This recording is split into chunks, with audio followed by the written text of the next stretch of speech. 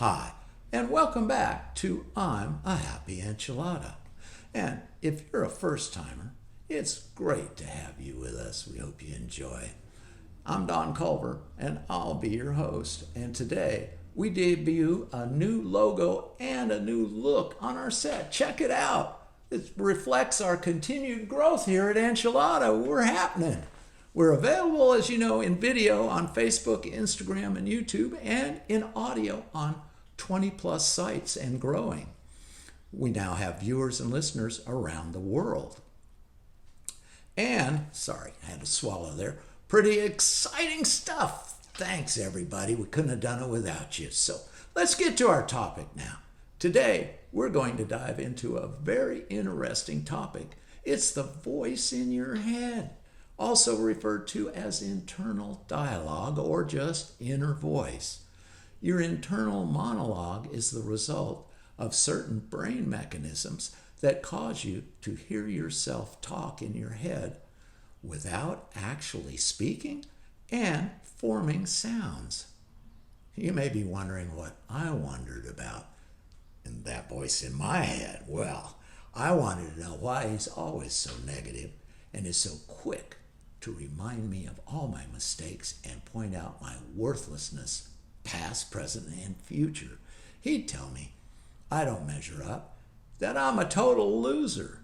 Also, he would remind me of all the shortcomings my dad would point out about me as a child. For me, that voice was agonizing, convincing, and consistent, and was the dream killer in my life back then. It was a force in my life until I was nearly, I can't tell you, it was too long. Trust me.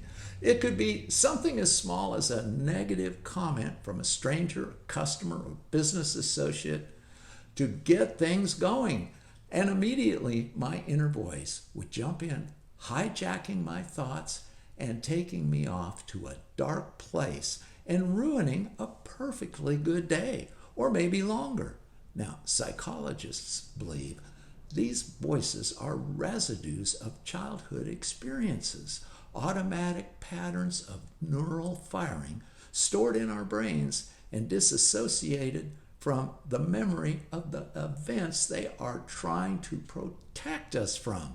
Bless them. Well, that makes sense to me, but here's the most important thing you'll want to hear right now. Check this out. The critical inner voice is not an auditory hallucination. It is experienced as thoughts within your head. If we listen to its destructive point of view and believe what it is telling us, we will fail to challenge it, and instead we will act on it. This process has a seriously negative consequence on our lives. So, it's true. We're dealing with something here that can do us great harm in our lives by stealing our dreams and our joy. So let's look at some ways to begin to silence that monster and work on getting him or her out of our heads forever. Here's some simple suggestions to get you started. First, replace negative self-talk with positive thoughts. Keep a gratitude list or a positive affirmation list near you to read aloud when negative self-talk begins. Start fighting back, darn it. Fill those empty spaces in your head with positive thoughts so there's less room for the negative thoughts. Love that. Also, make some meaningless sounds, and just blabber talk just to interrupt your dialogue for 20 or 30 seconds. It will break your train of thought and get you out of your head. You need to get out of there, right? It may sound kind of silly, but it sure does work. Now, talk out loud about what you're experiencing in your head as well. It will force you to be present and keep the self-talk from getting out of hand. God, I love this stuff. Turn on some favorite music and turn it up. Let the music get you out of your head. And my all-time favorite works for me is to talk to God. He's always with me. He knows everything about me and he still loves me. How cool is that? Now, you can also do meditation, or you can talk to your doctor or therapist about it.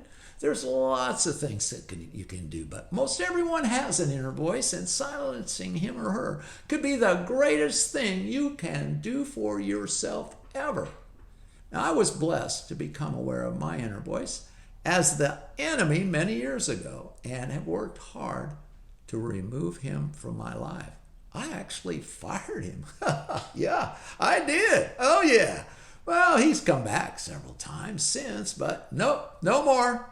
That relationship, it's over. I finally came to a place where I realized he was nothing more than a pack of lies and a half-truths. Yeah, I'm free of his criticism and negativity. That's called happy, joyous, and free. Well, that's all I've got. So until next time, God bless and be a happy enchilada. Bye.